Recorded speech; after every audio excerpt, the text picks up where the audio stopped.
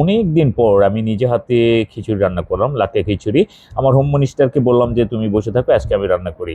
So শুরু করে দিলাম। এটা চাল তারপরে মসুর ডাল সম্পূর্ণটা ভিজিয়ে রাইস কুকারে দিয়েছি। আর এখানে পেঁয়াজ দেখতে পাচ্ছেন, তারপর আদা বাটা, দেশি রসুন, আর এখানে হচ্ছে কাঁচা মরিচ সুন্দর করে নিয়ে এখানে অর্ধেকটা না পুরোটাই দিয়ে দিলাম।